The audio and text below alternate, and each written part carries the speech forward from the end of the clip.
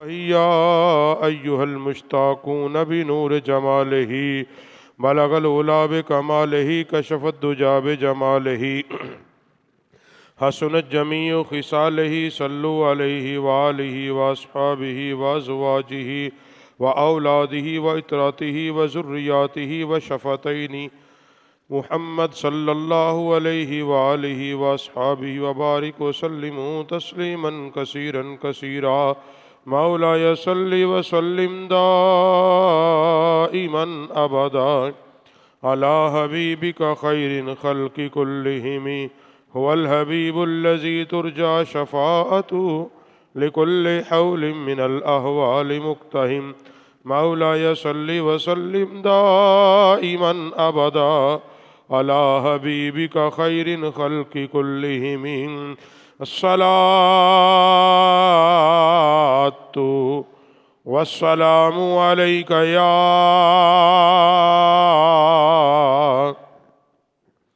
سيدي يا رسول الله وعلى آلك وأصحابك يا حبيب الله صلاة والسلام عليك يا سيدي يا رسول الله وعلى آلك وأصحابك يا خاتم النبيين سب سے اعلیٰ ہو اولا ہمارا نبی سب سے بالا ہو اعلیٰ ہمارا نبی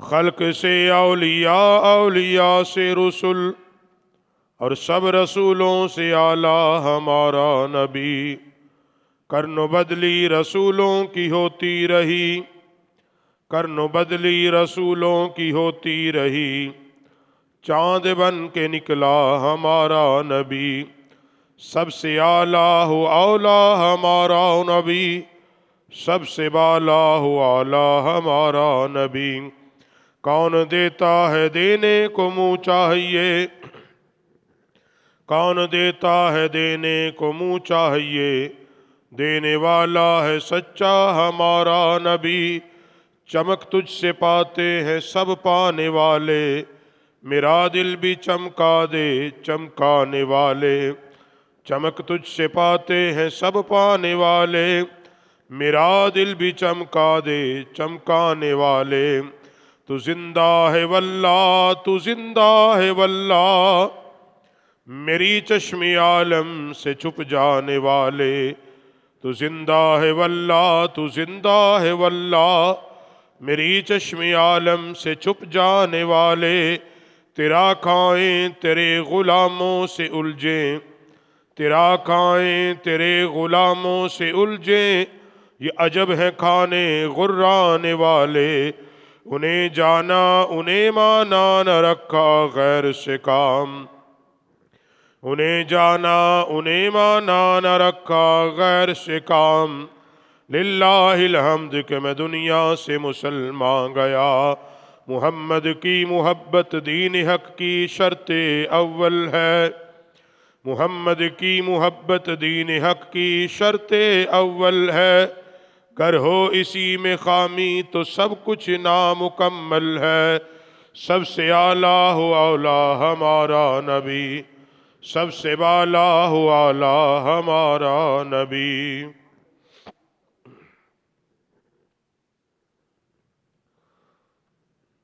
بعد از حمد و صلات ہر قسم کی حمد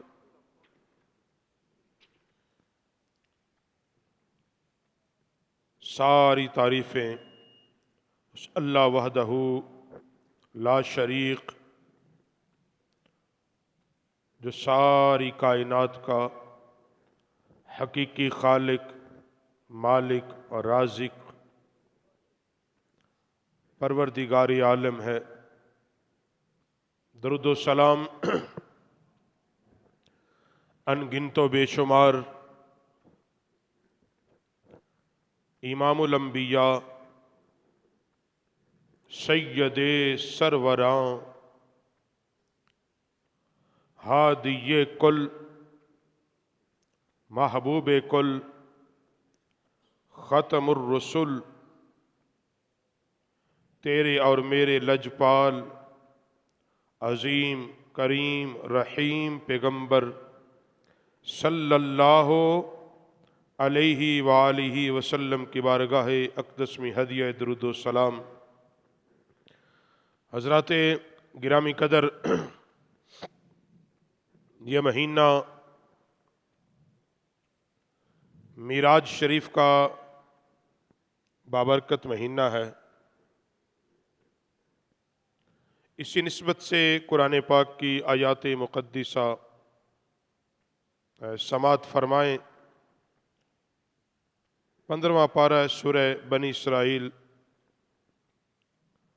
اللہ ارشاد فرماتا ہے سبحان الذی اسری بعبدہ لیلا من المسجد الحرام الی المسجد الاقصی الذی بارکنا حولہ لنوریہ من آیاتنا انہ هو السمیع العلیم۔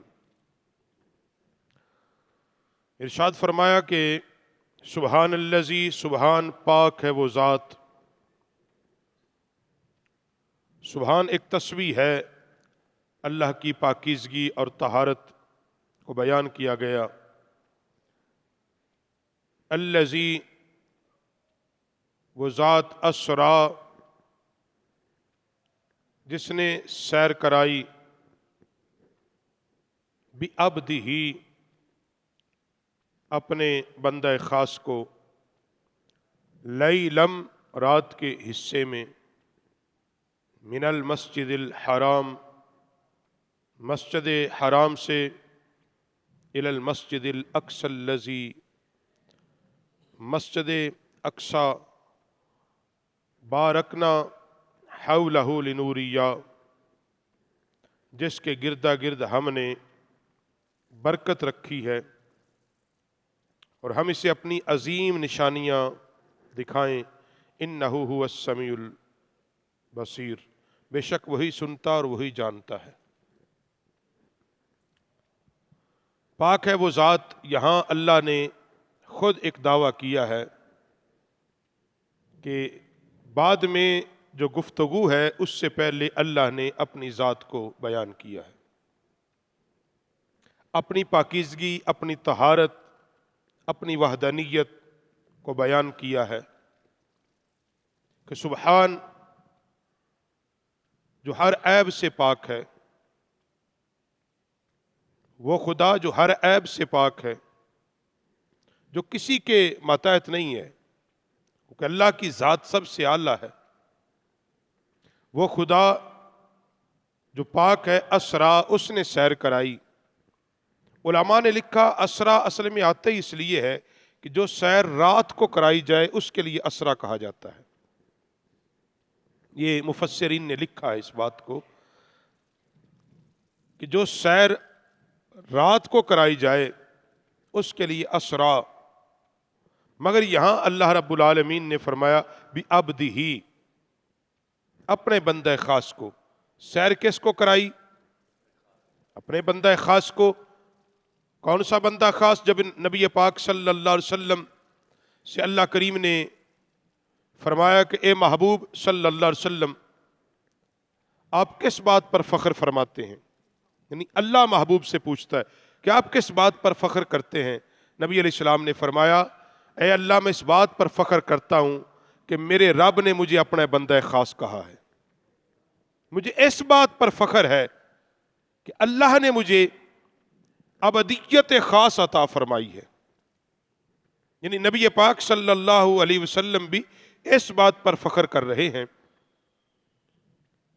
کہ بعبدہ، اللہ فرماتا میں نے اپنے بندہ خاص کو، اور بندہ خاص کون ہے؟ جناب رسول مکرم صلی اللہ علیہ وسلم۔ لیلم، یہ ایک خاص بات کے طور پہ یہاں استعمال کیا اللہ نے کہ لیلم، رات کے حصے میں خاص کر دیا کہ جو سیر کرائی اپنے بندہ خاص کو، وہ پوری رات میں بھی نہیں کرائی اور نہ ہی اس کو دن میں کرائی، بلکہ رات کے ایک حصے اور ایک ٹکڑے میں کرائی۔ من المسجد الحرام، اور مسجد حرام سے. مسجد حرام سے مراد یہاں جو حضرت امام بیضاوی علیہ رحمہ نے لکھا ہے وہ فرماتے ہیں کہ جو معتبر روایت یہ ہے کہ نبی پاک علیہ السلام شب معراج مسجد حرام بیت اللہ شریف کے اندر آرام کر رہے تھے. حضرت علامہ ثناء اللہ پانی پتی فرماتے ہیں کہ ام ہانی کے گھر کی جو روایت ہے وہ بھی کسی حد تک ٹھیک ہے، مگر فرمایا کہ جب قرآن کہتا ہے کہ مسجد الحرام، مسجد حرام سے، فرمایا اس کی دو ہی صورتیں ہیں. ام ہانی کا گھر یا حدود حرم کے اندر تھا، حدود حرم کے اندر تھا، اس لیے اللہ نے اس مقام کو ذکر فرما دیا کہ مسجد حرام سے، کیونکہ بیت اللہ کے ساتھ جو منسلک مسجد ہے اسی کو مسجد حرام کہا جاتا ہے. جو اللہ کے گھر بیت اللہ کے شریف کے ساتھ مسجد ہے اس مسجد کو مسجد حرام کہا جاتا ہے، آج بھی اسی کو کہا جاتا ہے. مگر ایک روایت امام بیضاوی ایسی بھی لکھتے ہیں کہ نبی پاک صلی اللہ علیہ وسلم فرماتے میں کعبۃ اللہ کے اندر لیٹا ہوا تھا، اندر لیٹا ہوا تھا، اور کعبۃ اللہ کی چھت کو سوراخ کیا گیا مجھے جگانے کے لیے. کعبۃ اللہ کی چھت کو سوراخ کیا گیا، وہاں سے مجھے لے جایا گیا. مطلب بات کرنے کا مقصد ایک کیا ہے، قرآن پاک نے ایک بات کو طے کیا ہے کہ نبی پاک صلی اللہ علیہ وسلم کو جو معراج ہوئی وہ مکی زندگی میں ہوئی ہے، وہ ہجرت سے پہلے ہوئی ہے، ہجرت سے پہلے ہوئی ہے، مکی زندگی میں ہوئی ہے، اور حدود حرم کے اندر سے ہوئی ہے. الی المسجد الاقصی الذی، اور مسجد حرام سے مسجد اقصی. کیوں ذکر کیا مسجد حرام اور مسجد اقصی؟ مسجد حرام سے اس زمانے اور مسجد اقصی تک پہنچنے کے لیے کم از کم 40 دن کی مسافت چاہیے تھی. جی، اونٹوں پر اور پیدل. اس زمانے میں 40 دن میں قافلے جو تجارت کے لیے جاتے تھے مسجد حرام سے بیت المقدس شریف تک، یعنی فلسطین کی سرزمین میں، وہاں جو قافلے جاتے تھے وہ کم و بیش 40 دن کی مسافت تھی، اتنی لمبی. ایک نمبر دو، مسجد حرام سرزمین خداوند قدوس اللہ کی زمین پر سب سے پہلی جو مسجد ہے وہ مسجد حرام ہے، وہ بیت اللہ شریف ہے. اور اس زمانے میں مسجد اقصی سے آگے کوئی مسجد نہیں تھی، مسجد اقصی سے آگے کوئی مسجد ہی نہیں تھی. اور اللہ کریم نے اس لیے ان دو مسجدوں کا ذکر کیا کہ مسجد حرام سے مسجد اقصی تک الذی بار، یہ پہلا حصہ ہے معراج کا جو قرآن بیان کر رہا ہے. معراج کا یہ پہلا حصہ قرآن بیان کرتا ہے. اور پھر فرمایا الذی بارکنا حولہ، کہ جس کے گردا گرد ہم نے برکت رکھی. برکت کیا ہے؟ علماء نے لکھا برکت یہ کہ اللہ نے سرزمین اقصی کو باغات، خوبصورت نہریں، خوبصورت پہاڑوں سے نوازا. یہ بھی اس سرزمین کے لیے برکت ہے. کوئی فلسطین جو خطہ ہے وہ کوئی اتنا نہیں ہے کہ عام اتنا ہے، ایسے ہی نہیں کہ پورا کفر اکٹھا ہو کے اس پہ قبضہ کرنا چاہ رہا ہے. دنیاوی طور پہ بھی اس کی اپنی خوبصورتی کی حیثیت ہے، اس کی اپنی خوبصورتی ہے. وہاں لہلہاتے باغات ہیں، نہریں ہیں جو بہہ رہی ہیں، وہاں خزانے ہیں، وہاں سرسبز پہاڑ ہیں، آبشاریں ہیں. اور یہ آج سے نہیں ہے، ازل سے ہے. اور برکت کی دوسری وجہ جو علماء نے بیان کیا وہ یہ کہ اللہ نے اس سرزمین کو انبیاء کا مسکن بنایا. اکثر انبیاء اکرام علیہ السلام یہاں آئے، یہاں رکے، ٹھہرے، اور وہاں اللہ رب العالمین نے ان نبیوں پر اپنی وحی کا نزول فرمایا. کچھ کی قبریں آج بھی اقصی کے ارد گرد ہیں، کچھ وہاں سے نکلے، کیونکہ زمین انبیاء جو کہا جاتا ہے وہ اردن کی زمین کو کہا جاتا ہے۔ آج بھی اردن کی زمین کو انبیاء کی زمین کہا جاتا ہے۔ اسی لیے جو اسرائیل ہے یہ کوشش کر رہا ہے کہ وہ اردن کے ایک حصے پر قبضہ کرنا چاہتا ہے، اس کے لیے اپنی پوری وہ تکدو کر رہا ہے، وہ اردن کے ایک پورے حصے پر قابض ہو رہا ہے، اور وہ یہ دعویٰ کرتا ہے کہ چونکہ اکثریت انبیاء بنی اسرائیل میں آئے اور یہ مسکن انبیاء یہ زمین ہے، تو لہذا ہمارا تو حق بنتا ہے، ہم ان نبیوں کی اولاد سے ہیں۔ صحیح یا غلط یہ تو ایک الگ چیز ہے، مگر ان کا ایک یہ دعویٰ ہے، اور اس کے لیے وہ کر رہے ہیں۔ تو قرآن پاک نے فرمایا کہ بارکنا حولہ، ہم نے اس کے ارد گرد برکت رکھی۔ وہ برکت کیا تھی؟ علماء مفسرین نے لکھا وہ برکت یہ ہے کہ اللہ اس کے ارد گرد، مسجد اقصی کے ارد گرد انبیاء کے قبریں ہیں، انبیاء کے مزارات ہیں، اور انبیاء کے مزارات اور قبروں کو اللہ نے فرمایا ہم نے اس کے ارد گرد برکتیں رکھی ہیں۔ تو پتہ یہ چلتا ہے جہاں انبیاء کے اجسام ظاہری مدفن ہوتے ہیں، اللہ اس زمین کو برکت والی زمین بنا دیتا ہے۔ پھر فرمایا لنوریہ من آیاتنا، لنوریہ من فرمایا ہم اسے اپنی عظیم نشانیاں دکھائیں گے۔ اللہ نے معراج کو اپنی نشانی کہا، ایک بات یاد کر لیں، اللہ نے معراج کو اپنی نشانی کہا ہے، ہم اپنی خاص نشانیاں، اور نشانیاں کیا؟ یہ یاد رکھو، ایک بات طے ہے تمام متفق طور پہ، اس پہ اگر کوئی کم علم بحث کرتا ہے تو وہ ایک الگ بات ہے، شاید اس کو علم نہیں ہوگا، اور میں نے بڑے سارے مکتبہ فکر کی کتابیں تفسیر اس حوالے سے پڑھی۔ ایک بات پہ متفق ہیں سارے کہ نبی پاک علیہ السلام کو جو معراج ہوئی وہ خواب میں نہیں ہوئی، وہ جسم اور روح کے ساتھ ہوئی ہے۔ زمانے قدیم میں ایک تفسیر آئی ہے جس کو کراچی سے لکھا ہے، مولانا تقی عثمانی صاحب نے لکھا ہے، زمانے قدیم، ابھی حیات ہیں، وہ خود بھی حیات ہیں، ابھی وہ خود بھی حیات ہیں، انہوں نے تفسیر لکھی، اس کو کافی وزیرائی ملی، اور اس میں اس نے لکھا ہے کہ فرمایا کہ جو اللہ کریم نے معراج کو اپنی نشانی کہا ہے، نشانی تب ہی ہے کہ جب اللہ نے جسم اور روح دونوں کے ساتھ نبی پاک کو معراج کرائی ہے۔ کہا خواب کے اندر اگر معراج ہوتی وہ تو کوئی خاص بات نہیں تھی، وہ تو کوئی بھی بندہ کر سکتا ہے، کوئی بھی بندہ خواب کے اندر سوتے سوتے کوئی بھی دعویٰ کر سکتا ہے اٹھ کے۔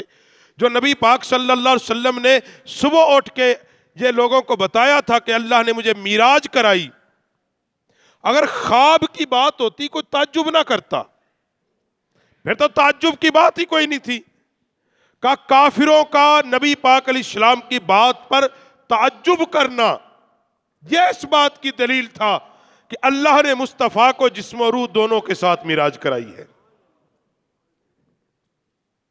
یہ جو تعجب کیا ہے، اور تعجب معجزات پر کیا جاتا ہے، معمول کی چیزوں پر نہیں کوئی بھی کرتا۔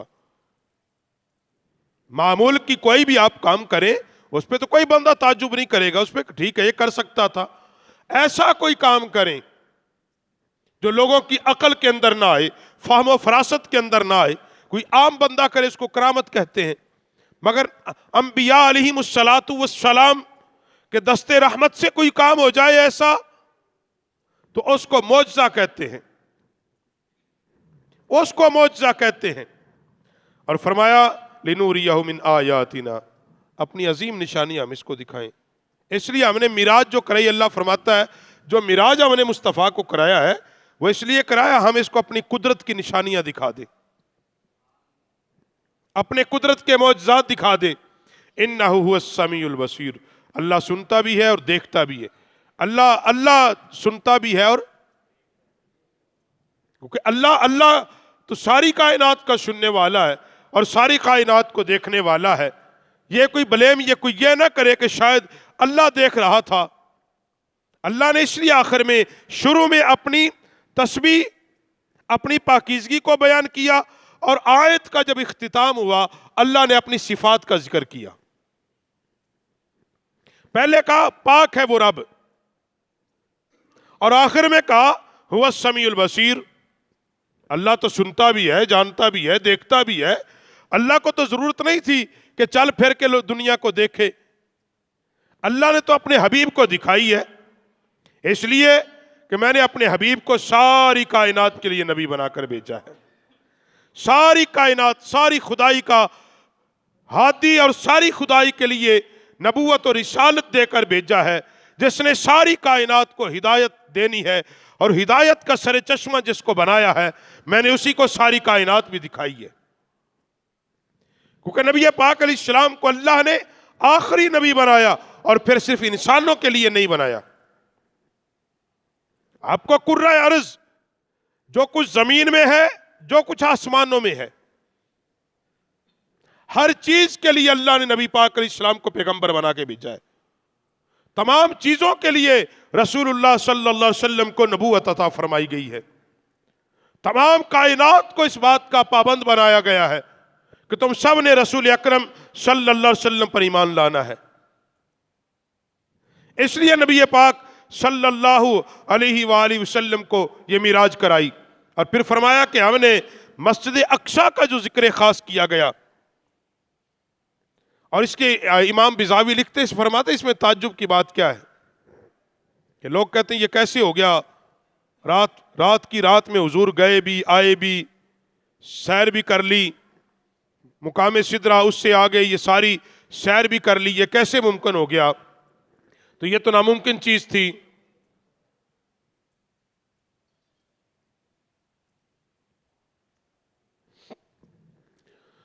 یہ خصوصی امام بزاوی ایک بات لکھتے ہیں، فرمایا سورج زمین سے کتنا دور ہے، سورج ہے، اور پھر زمین سورج سے کتنی دور ہے؟ کہا یہ سالوں کی مسافت ہے، سالوں کی مسافت، اور پھر زمین کا پہلا کنارہ اور پھر زمین کا آخری کنارہ، دو جو کنارے ہیں زمین کے، ان کے اندر کتنی مسافت ہے؟ پوری روح زمین کی مسافت کتنی ہے؟ سالوں کا سفر ہے نا۔ زمین کا ایک کنارہ پھر دوسرا کنارہ، اور پھر زمین سے اس بات کو سمجھو جو امام بزاوی کہہ گئے، کہا پھر زمین سے سورج کتنی دور ہے؟ کہا جب سورج کی کرن پہلی پھوٹتی ہے کہ وہ 1 سیکنڈ سے بھی کم وقت میں زمین کے پہلے اور آخری کنارے تک پہنچ جاتی ہے۔